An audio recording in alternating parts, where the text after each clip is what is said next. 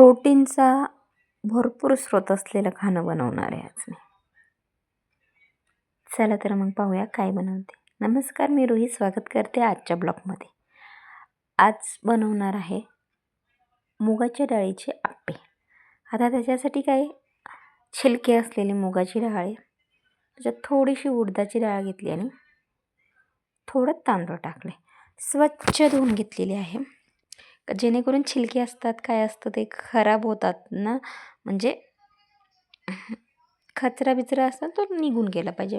तशी बी साफ करून घेतलेलं आहे सगळं, पण व्यवस्थित आपलं खाण्यापिण्याची वस्तू धुवून धावून व्यवस्थित घेतलेल्या कधीही चांगल्या असतात. ठेवल्या आणि बऱ्याच 2-4 तास भिजत ठेवल्यानंतर ना ते वाटून घेतलेलं आहे. लय फाईन पेस्ट पण नाही, दरदरी पेस्ट पण नाही करायची, असं मीडियम वाटून घेतले ते.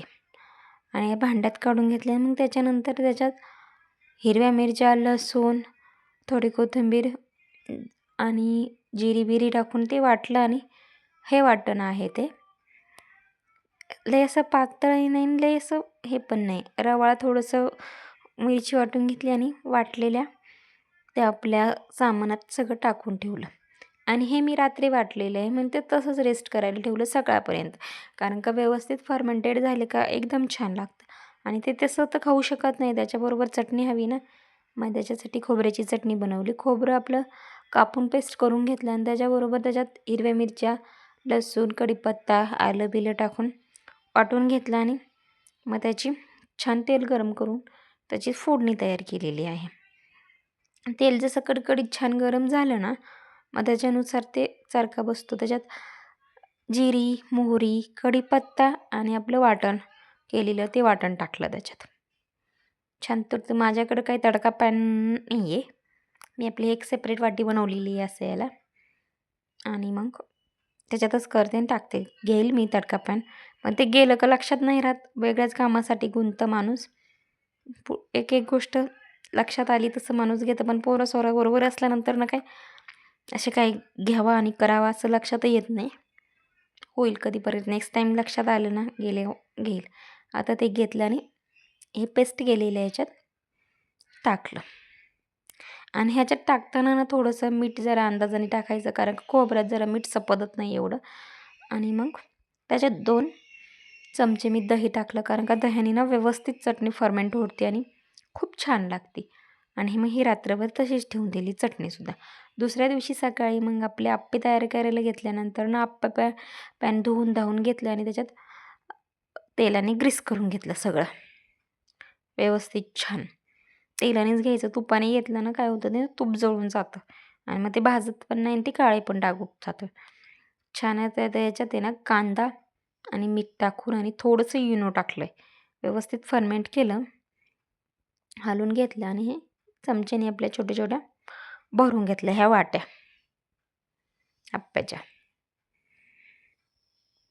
आता आप्पे आपण कशाचे बनवू शकतो, प्रत्येक आपले इन्ग्रेडियंट असतं आपल्याकडं.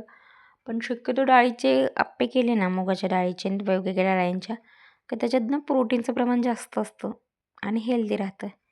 आणि तसं बी अशा डाळी, छिलक्याच्या डाळी खाल्ल्या जात नाहीत.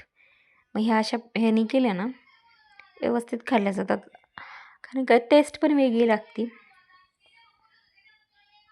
छानपैकी असं सगळं भरून घेतलं आप्पे.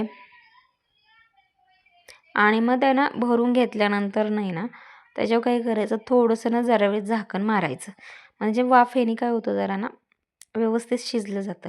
कारण का डाळी जरा थोड्याशा काही म्हटलं तरी पचायला जरा जड जातात, त्याच्यामुळं थोडंसं झाकण मारलं ना तर शिजून आरपार निघतात ते. मग ते असं नंतर ना हे करून पाहायचं, थोडं थोडं थोडं थोडं ना तेलाची धार सोडली. आणि मग ह्याने परत बघितलं नंतर झालं नाही, उलटून घेतले. पहिले जरा थोडेसे जळाले, काही अंदाज नाही आला, त्याच्यामुळं होतं थोडंसं, नंतरचे आले व्यवस्थित हे. आणि मग ते सर्व केले. अशा प्रोटीनयुक्त खाणं पावसाळ्या दिवसात खूप छान असतं लहान मुलांना, पण मी पण माझ्या मुलांसाठी देते.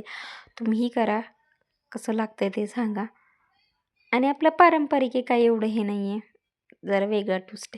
आणि हे असं काढून घ्यायला ना सुरी लागते, कारण का मग ते चमच्यानी ना जरा घुसतं ते आतमध्ये. असं सुरीने काढलं ना एक टोक निघालं का व्यवस्थित निघतं. करून बघा. नक्की सांगा रेसिपी कशी वाटली ते. तोपर्यंत हेल्दी खा, हेल्दी राहा. चॅनलला लाईक करा, शेअर करा, सबस्क्राईब नक्की करा. चॅनलवर वेगवेगळ्या ह्याच्या रेसिपी आहेत. मी काही फक्त रेसिपीसाठी शूट करण्यासाठी रेसिपी करत नाही. मी जे स्वतः खाते, माझ्या मुलांसाठी करते खाणं-पिणं, त्याच रेसिपी शूट केलेल्या असतात. मी काय आता रेसिपी शूटसाठी रेसिपी करते असं काही नाही. माझ्या घरात डेली म्हणजे खाणं-पिणं जे असतं ना, त्याच्याच रेसिपी केलेल्या असतात. तर एकदा नक्की पहा चॅनलला भेट देऊन. तोपर्यंत धन्यवाद आणि सबस्क्राईब नक्की करा हां.